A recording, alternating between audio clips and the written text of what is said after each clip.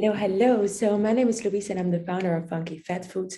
And with Funky Fat Foods, we make snacks that are always high in healthy fats and without any sugar or artificial sweeteners, ingredients that our body just doesn't need. Actually, things that are super good for you. And today I'm very excited because I'm going to interview Noraldin. And Noraldin is not only a chef, but he's also a personal trainer. Plus, on top of that, he is the founder of SWEETMOOD. And SWEETMOOD is a new company from Norway where they are all about selling sugar-free functional snacks. So, good morning, Noraldin. It's such a pleasure to have you in our actually first video that we're going to do. And I did already, before starting with you, the video, I already did a short introduction that you're a chef, that you're a personal trainer, and that you're the founder of SWEETMOOD. I think it's super nice if you just give a little bit of explanation. What do you do? How did you start it, SWEETMOOD, and kind of what keeps you going, basically? So like you said, I'm a trained chef and a personal trainer. And what I do now is run SWEETMOOD. So I started SWEETMOOD because it was so difficult to find honest products that was healthy and functional. So it was just the idea some years ago, and just have been there. And actually, when I took contact with you and Funky Fat, and I saw how easy it was to connect with companies, I was like, okay, then we get started. And from there, the ball just went running. Yeah. From there, yeah. So you were saying it was difficult for you to find functional snacks. Is that just because in Norway people are less focused on good nutrition? Is it not that common to kind of eat sugar-free, to focus more on functional things?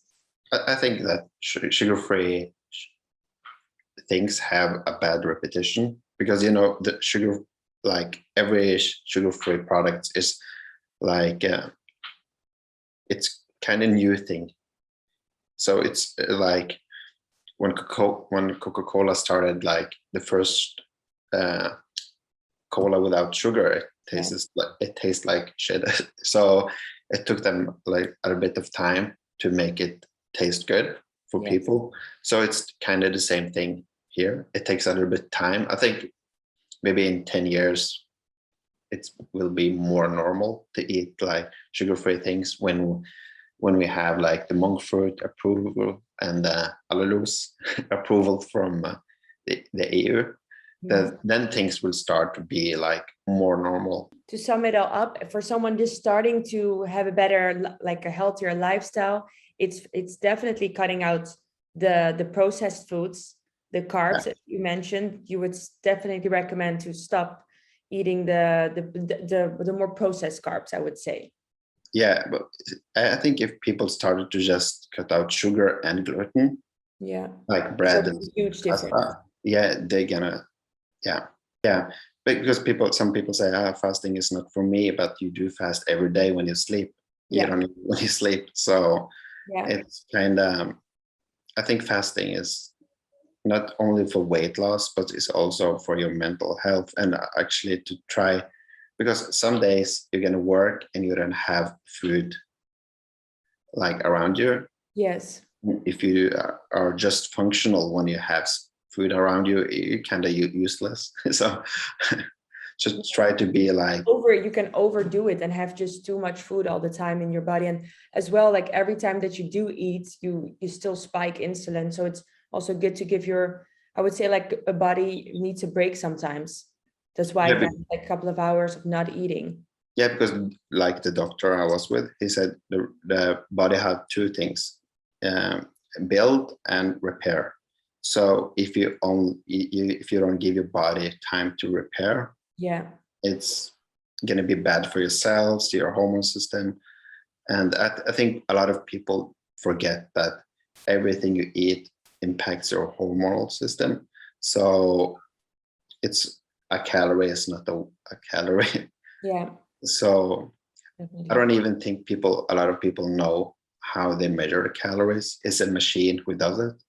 And we are not a machine. We are humans. So it's kind of funny to see like some of my clients who eat chocolate and they affect them differently than other people. So when someone eat like chicken, they can eat a lot of chicken. Someone will eat like just a half of chicken breast. Yeah.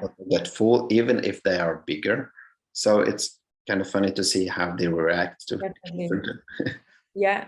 And then the whole calorie approach is also something like so outdated, right? Like people still think that, no, I have to eat a certain amount of calories. And that's what you say as well. Like then they would eat things that even don't have any, like any nutrition. It's not healthy, but just the idea of, okay, I can still eat this because it doesn't contain a lot of calories.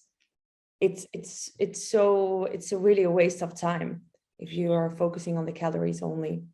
Yeah, I was doing an interview with a psychologist, and she also a nutritionist, and she works in a university in Oslo.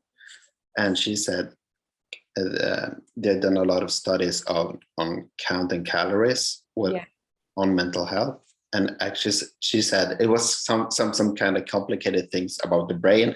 I don't remember that, but I remember that she said when you're counting calories, you're putting stress on your brain, at some point of your brain, and that will do a lot of trigger a lot of hormones, stress hormones. Yes. And when it triggers that stress hormone, you go backward. So counting calories actually makes you fat. So in the long term, mentally. Because you're so focused all the time on making sure that you're like hitting that number or are below that number. It can, that makes sense. Because you're putting a lot of stress, like the mental health is also important in the. And you should just eat until you're satisfied. Yeah. Until you're full and you feel like, okay, this is enough, and then you stop. And when you try like to do low carb or keto, if you like, let's say your friend invites you for a pizza night, go to a pizza night. If you try like, don't be like, oh, I can't eat pizza today because I'm on this diet. If you do that in the beginning, you will just. So your approach would be go to that party or go to a dinner with friends, have a slice of pizza, but then the next day do probably a little bit of intermittent fasting. Yeah. And then go back to the normal life of keeping the carbs a little bit low. Yeah, I think that will work for a lot of people then, rather than just go full like low carb and keto and cutting out all this social stuff. But you have to like find a balance. Yeah. So what about like, it's a like final question, but where can people find you? Like where, like if people want to get more motivation? On Instagram, I'm called Fitness Chef Nia. So I have a lot of the recipes are on the SWEETMOOD website now. Yeah. So cool. So people can check it out. If they want to have some recipes, they can go to SWEETMOOD website. So Noraldin, thank you so much for our call today. I wish you a beautiful Sunday, and we talk soon. Yes. Bye. Have a good day. Bye-bye. Thank you.